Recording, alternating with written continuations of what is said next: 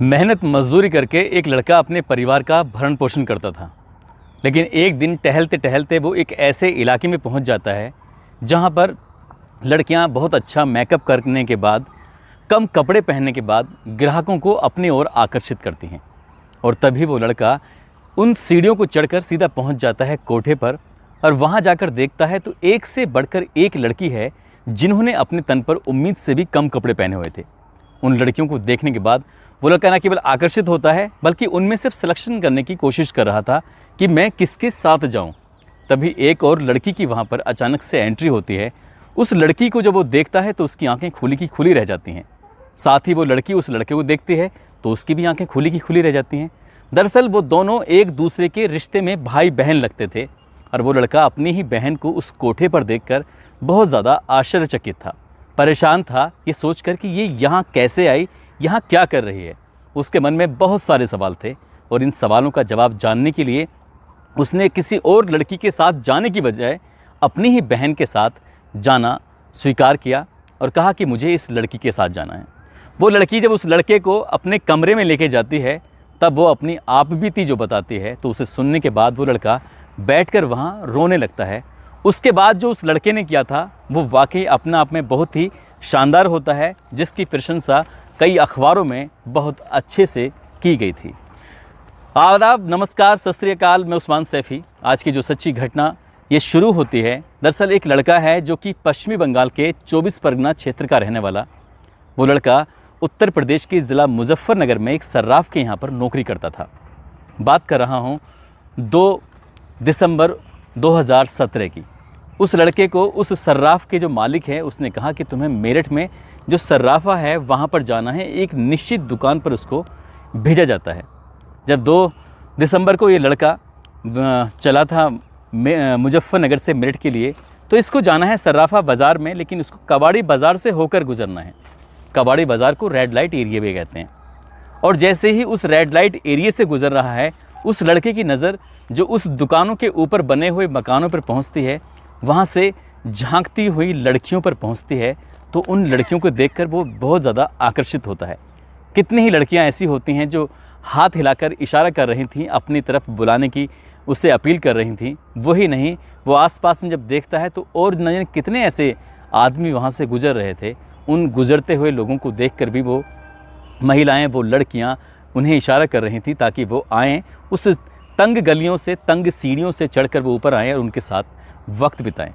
उस लड़के ने जब उसकी एक लड़की से नज़र मिलती है तो उस लड़की को देखकर वो लड़का थोड़ा परेशान सा हो जाता है, और तभी वो लड़की एक पर्ची फेंक कर ऊपर से डाल देती है। और जैसे ही वो पर्ची डालती है तो उसमें लिखा हुआ था कि रात को 8 बजे तुम मुझसे मिलने के लिए आना। यही बात सुनकर वो लड़का अब इंतज़ार कर रहा था, क्योंकि उसे उसके मालिक ने सर्राफा बाज़ार में किसी काम से भेजा था। उस काम को करने के बाद वो अपने मालिक से कहता है कि मालिक, मैं थोड़ा लेट हो जाऊंगा, इसलिए आज काम पर नहीं आ पाऊंगा, मैं कल आ जाऊंगा। उसका मालिक कहता है कोई बात नहीं, तुम कल आ जाना। वो रात 8 बजे होने का इंतज़ार कर रहा था, और जैसे ही रात के 8 बजते हैं वो उसी कोठे पर, उसी सीढ़ी के पास खड़ा होकर जब ऊपर चलता है, चलने के बाद जब देखता है अंदर, तो एक महिला है, और वहाँ उस महिला के इर्द गिर्द कई सारी और लड़कियाँ हैं जो सुंदर सुंदर हैं, जिन्होंने उम्मीद से भी कम कपड़े पहने हुए थे। सभी लड़कियों ने मेकअप किया हुआ था, वो और भी ज़्यादा खूबसूरत लग रही थीं। उनकी कोशिश थी कि वो ग्राहक जो आ रहे थे उन ग्राहकों को रिझाने की कोशिश कर रही थी। और तभी वो लड़की भी आती है जिस लड़की ने पर्ची बनाकर फेंकी थी, उसको रात के 8 बजे आने की बात कही थी।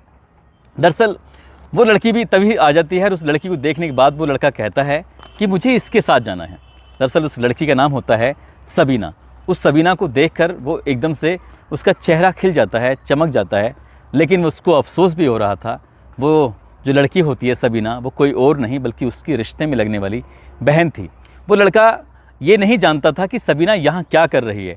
सैकड़ों किलोमीटर दूर अपने गांव से यहाँ इस कोठे पर इन लोगों के साथ इन कपड़ों में, इस मेकअप में जो वो उसे देखता है तो उसकी भी इच्छा जग जाती है कि वो उसके पास ज़रूर जाए। और उस लड़की ने भी यही इच्छा जाहिर की थी कि तुम रात के 8 बजे जब आओगे तब मैं तुमसे इत्मीनान से बातें करूँगी। ठीक उसकी मांगी हुई जो रकम थी वो तय हो जाती है। वो लड़का जो कि अपनी ही बहन के साथ उस कमरे में पहुंच जाता है, और जैसे वो कमरे में जाता है तो उसकी बहन ज़ोर ज़ोर से ताकि उसकी आवाज़ें बाहर तक ना जाए, इतनी ज़ोर से वो रो रही थी और रो रो के अपने भाई के गले लग जाती है। कहती है कि भैया मैं बहुत ज़्यादा परेशान हूँ, मुझे यहाँ से निकाल लो। 6.5 महीने से ज़्यादा का वक्त हो चुका है और मेरा एक एक दिन एक एक पल कितनी परेशानी से गुजर रहा है, मैं तुम्हें कुछ बता नहीं सकती। तभी वो कहता है कि तुम यहाँ आई तो आई कैसे? तभी वो कहती है कि भैया आने की जो मेन मुख्य वजह है वो कुछ और ही थी। मैं घर से तो निकली थी स्कूल के लिए, पढ़ने के लिए, लेकिन मैं नहीं जानती थी कि एक कार आके रुकती है और उस कार वाले ने मुझे अपने गाड़ी में ज़बरदस्ती बिठाया और नशा दिया। और जब नशे से आंखें खुलती हैं तो इसी कोठे पर आके खुलती हैं।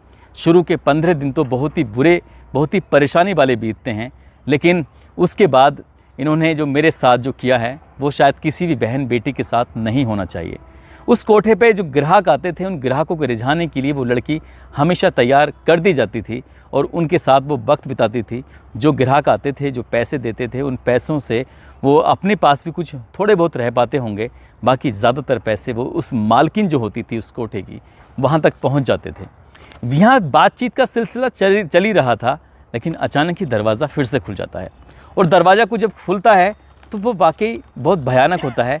एक और लड़की की एंट्री इस कमरे में होती है और जिस तरह से वो लड़की अपने भाई के सामने बैठी हुई थी, कोई भी महिला, कोई भी लड़की ऐसे किसी ग्राहक के सामने बैठ ही नहीं सकती। दरअसल उसने पूरे कपड़े पहने हुए थे अपने भाई को से बातचीत करते हुए, और जब कपड़े पहने हुए थे उसने अपने तन को ढका हुआ था, और जो बैठने का उसका सलीका था, कोई भी लड़की अपने परिवार के साथ ही ऐसे बैठ सकती है। उस लड़की को जो नई एक और लड़की आई थी उसे समझने में ज़रा भी देर नहीं लगी और उसने कहा कि कुछ ना कुछ ऐसी बात है जो तुम मुझसे छिपाने की कोशिश कर रहे हो। यदि तुमने ये बात मुझसे छिपाने की कोशिश की तो देख लेना, फिर ये बात मैं मालकिन तक पहुंचा दूंगी। लेकिन जब उसने बताया कि ये मेरा भाई है, मेरे गांव का है, और मैंने इससे बताया कि ये मुझे बचाने की यहाँ पर कोशिश करेगा, तभी उस लड़के ने उस लड़की को भी शांत किया। उसने कहा कि तुम्हें परेशान होने की ज़रूरत नहीं है और मैं कुछ बेहतर करने की कोशिश करूँगा, तुम्हें यहाँ से निकालने की कोशिश करूँगा, लेकिन तुम्हें मेरा साथ देना होगा। और जैसा उन दोनों महिलाओं ने कोशिश की, ठीक वैसे ही कोशिश करने के बाद वो लड़का वहाँ से कुछ देर के बाद रुकता है और रुकने के बाद यहाँ से निकल आता है। जिस दुकान पर वो दिन में गया था उसी दुकान पर फिर एक बार फिर जाने की कोशिश कर रहा था, क्योंकि जिस जगह पहुँचा था वहाँ के नौकर से उसकी जान पहचान थी। उस नौकर के पास जाता है और पूरी कहानी अपनी बयां करता है। कहता है कि भैया यहाँ पर मेरी बहन है, वो कोठे पर है, रेड लाइट एरिया में है, कई महीनों से फंसी हुई है, कितने ही ग्राहकों को कि वो शोभा बनती है, उसे बचाना है।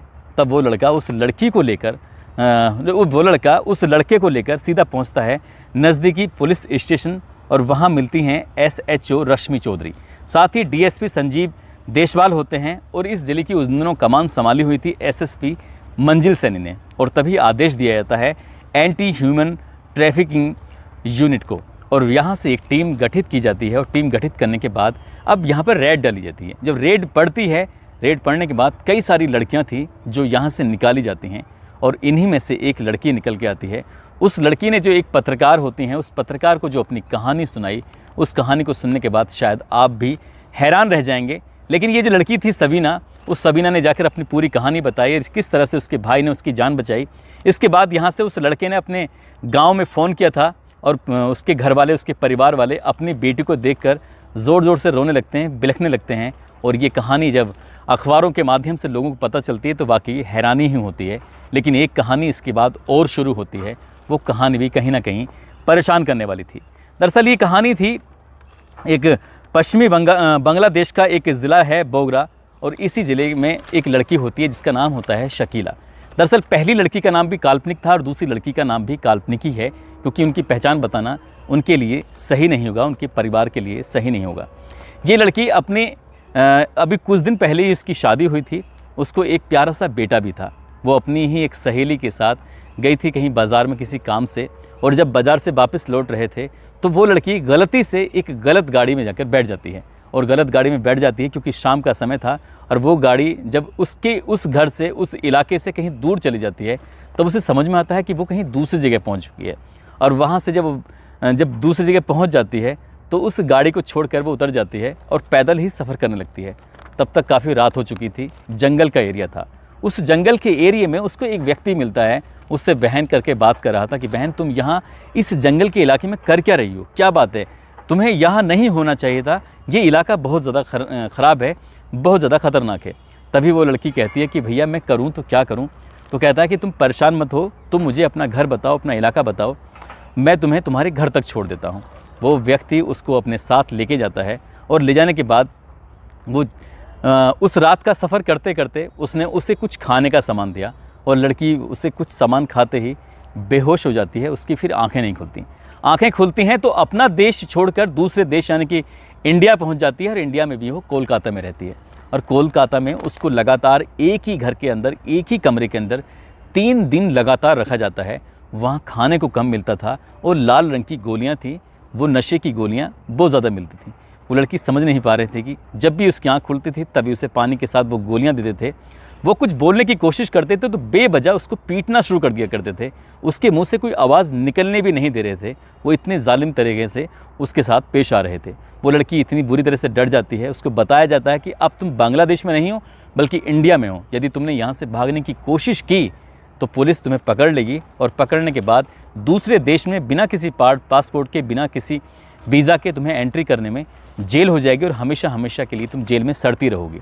उसके बच्चे के बारे में पूछा जाता है, उसके पति के, उसके परिवार के बारे में पूछा जाता है। बताती है, वो खुद भी गुहार लगाती है, मेरा एक बच्चा है, मेरा उसका कैसा है, क्या होगा। तो वो लड़की, उसका भी रो रो कर बुरा हाल था। लेकिन जब उसने सोचा कि यहाँ अगर वो भागने की कोशिश करेगी तो वाकई भारत की पुलिस उसे पकड़ लेगी। 3 दिन तक वो लड़की जब उसे ठीक से उनकी बात मानने लगती है, 3 दिन के बाद वो लड़की यहाँ से फिर पहुँच जाती है बम्बई में। और बम्बई में जाने के बाद जो उसके साथ होता है उसने उसकी कल्पना ही नहीं की थी। अब यहाँ पर वो देखती है कि एक बाज़ार है और उस बाज़ार में एक नहीं सैकड़ों ऐसी लड़कियाँ हैं जिनके तन पर कपड़े कम होते थे और कम कपड़े होने की वजह से ही वो ग्राहकों को रिझाती थीं और ग्राहकों को रिझाने की वजह से ही उनको पैसे मिलते थे और वो पैसे उस कोठे के मालिकों को जाते थे। उसने अपनी आँखों से जो देखा वो देखकर बहुत ज़्यादा परेशान थी, क्योंकि उसने 15 दिन तक लगातार विरोध करती रही और वो जितना विरोध करती थी उसको उतनी ही मार पड़ती थी। और जब मार पड़ती थी साथ में उसको एक इंजेक्शन भी दिया जाता था। वो इंजेक्शन ऐसा था जो हार्मोन को कुछ तब्दील करता था और तब्दील करने के बाद ही उसके साथ फिर जो कुछ उसके शरीर में उत्तेजनाएं सी पैदा होती थी तब उसका कुछ करने के लिए मन करता था। और यहीं से उसकी ज़िंदगी ऐसी करवट लेती है कि जिस दिन वो इंजेक्शन नहीं दिया जाता था उसको लगता था बहुत ज़्यादा बुरा। और शुरुआत में जो इंजेक्शन की तादाद लगातार दी जाती थी तो उसके अंदर हार्मोन कुछ बदलते थे और फिर उसको खुद ही पुरुषों से मिलने की इच्छाएं जागृत होती थी। वो अकेली लड़की नहीं थी। जिस कमरे में, छोटे से कमरे में रहती थी, वहाँ 10-20 लड़कियाँ इसी तरह से अलग अलग एरियों की होती थी। कोई पश्चिमी बंगाल की है तो कोई बिहार की है, कोई यूपी की है तो कोई राजस्थान की है तो कोई हरियाणा की है। इसी तरह की लड़कियाँ उन छोटे छोटे कमरों में एक भूसे की तरह भरी होती थीं। हर लड़की को इंजेक्शन दिया जाता था और इंजेक्शन देने के बाद फिर वो लड़की अपने काम पे लगती थी।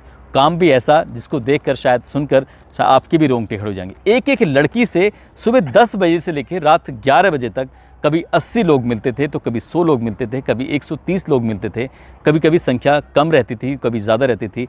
एक महिला अपने ही पुरुष के साथ, अपने ही पति के साथ जब शारीरिक संबंध बनाती है तो उसको लेकर भी कई बार वो परेशान हो जाती है। ज़रा सोच कर देखिए कि एक महिला एक साथ सुबह से लेकर शाम रात तक वो 100 से ज़्यादा लोगों के साथ अगर शारीरिक संबंध बनाएगी तो उसकी हालत क्या हो जाएगी। उस लड़की ने लगभग यहाँ पर 3 महीने गुजारे जो मुंबई के अंदर, और यहाँ से उसको भेज दिया जाता है सीधा दिल्ली की तरफ। दिल्ली में आती है जीबी रोड पर रेड लाइट एरिया में, तो स्थिति और भी ज़्यादा भयानक मिलती है। और यहाँ पर अलग अलग प्रदेश की, अलग अलग इलाकों की, अलग अलग शहरों की लड़कियाँ होती हैं, कम उम्र की लड़कियाँ होती हैं। उन लड़कियों को लाल रंग की दवाइयों के साथ साथ हार्मोन के बदलने के इंजेक्शन भी दिए जाते थे। और उस लड़की ने यहाँ पर लगभग अब 6 महीने का वक्त गुजारा। और 6 महीने का वक्त गुजारने के बाद 3 महीने पहले ही वो आई हुई थी। उसका घर, उसका परिवार, उसने बिल्कुल उम्मीद छोड़ चुकी थी कि अब जहाँ है, जिस हालत में है, शायद कभी अपने घर नहीं जा पाएगी। ऐसे ही धीरे धीरे वक्त गुजरता है। हर दिन सैकड़ों की संख्या में ग्राहक आते थे। उन ग्राहकों को खुश भी करना पड़ता था। और जैसे जैसे उसका शरीर में बदलाव हो रहे थे वैसे वैसे ग्राहक भी ज़्यादा आते थे। लेकिन वक्त जब आगे बढ़ता है तो लड़कियां भले ही चाहे खुश अंदर से हैं नहीं हैं, लेकिन उन्हें जानबूझकर खुश होने की एक्टिंग भी करनी पड़ती थी। जीबी रोड से उसका फिर ट्रांसफ़र हो जाता है मेरठ के रेड लाइट एरिया में, जो कि कबाड़ी बाज़ार के नाम से भी जाना जाता है। और वो लड़की पहुंच जाती है अब कबाड़ी बाज़ार में। और कबाड़ी बाज़ार में जाने के बाद वहाँ उसकी मुलाकात होती है सबीना से। सबीना की कहानी सुनने के बाद उसको भी लगा कि इस लड़की के साथ कितना गलत होता है, कितना बुरा होता है। लेकिन सबीना की समझदारी ने, सबीना की होशियारी ने न केवल खुद की जान बचाई बल्कि ऐसी कई लड़कियों को उस कोठे से बाहर निकाला। और बाहर निकालने के बाद उस लड़की ने कभी सोचा नहीं था, फिर उसके बाद जो पुलिस की कार्रवाई होती है, पुलिस ने उस लड़की को भी उसके घर वालों तक पहुंचाने की पूरी कोशिश की। जब 1.5 साल के बाद वो लड़की अपने उस बेटे से मिलती है और उस बेटे से मिलने के बाद उससे बातचीत करने की कोशिश करती है, तो उसकी आंखों में खुशी के आंसुओं के अलावा और कुछ था ही नहीं। वो लड़की जब पत्रकारों से बातचीत करती है तो वो कहती है कि हर रेड लाइट एरिया में आने वाली हर लड़की की कहानी एक जैसी ही होती है। बस कोई घर से निकलती है तो अपना भविष्य बनाने के लिए, कोई घर से निकलती है तो नौकरी पाने के लिए, कोई घर से निकलती है तो कुछ नया कुछ करने के लिए। लेकिन बाहर की दुनिया जो उन्हें बहुत अच्छे लोग लगते हैं, उन्हें ऐसा लगता है कि बहुत ही सुलझे हुए, समझदार, इतने अच्छे, वो पहले इतना अपनापन दिखाने की कोशिश करेंगे जैसे क्या उस लड़की जो बांग्लादेश में उसके साथ होता है, उससे सामने जो लड़का मिलता है वो ये दिखाने की कोशिश कर रहा है कि ज़माना बहुत ख़राब है और तुम इस तरह से रात में अंधेरे में ऐसे कैसे घूम रही हो, इसलिए तुम्हें मेरे साथ होना चाहिए, मैं तुम्हारे घर तक पहुंचा दूंगा। ऐसे ही ज़्यादातर लड़कियां होती हैं जिनको बहुत ज़्यादा प्यार दिखाकर, बहुत ज़्यादा दोस्ती करके, आजकल सोशल मीडिया पर भी कुछ ऐसे ही चल रहा है, चाहे व्हाट्सएप के माध्यम से हो, सोशल मीडिया के माध्यम से हो, चैट के माध्यम से हो, ऐसे ही लड़कियों को, जो कम उम्र की लड़कियां होती हैं, उन्हें प्यार के झूठे जाल में फंसाकर उन्हें इसी तरह से बेचकर ये लोग अपना धंधा चलाते हैं। ये बताया जाता है कि सर्वे के अनुसार कि भारत के अंदर लगभग 28 लाख लड़कियां ऐसी हैं जो वेश्यावृत्ति के अलग अलग धंधों में पड़ी हुई हैं। वो अपनी मर्जी से नहीं आई थी, लेकिन उनको ज़बरदस्ती इसमें डालकर फिर उनको उनकी गैर मर्जी को ही मर्जी में तब्दील कर दिया गया है। दोस्तों, इस घटनाक्रम को सुनाने का उद्देश्य किसी को परेशान करना नहीं है, किसी का दिल दुखाना नहीं है, बल्कि आपको जागरूक करना है, आपको सचेत करना है। और इसकी कहानी के लिए मैं स्पेशल रूप से धन्यवाद दूंगा अमर उजाला की डिम्पल सिरोही हैं, जो कि मेरिट यूनिट में काम करती हैं। उनके माध्यम से मुझे ये स्टोरियाँ पता चल सकी हैं और ये स्टोरी आपको उम्मीद करता हूँ बहुत ज़्यादा पसंद आई होगी। और जिस तरह से उस लड़के ने अपनी बहन को बचाया था वो वाकई अपना आप में काबिल तारीफ़ है। और मैं डिम्पल सिरोही जी को फिर से धन्यवाद दूंगा, इन्होंने मुझे सजेस्ट किया कि इस कहानी को आप ज़रूर पढ़िएगा। दोस्तों, आप सब लोग अपना ख्याल रखें, सुरक्षित रहें। जय हिंद, जय भारत।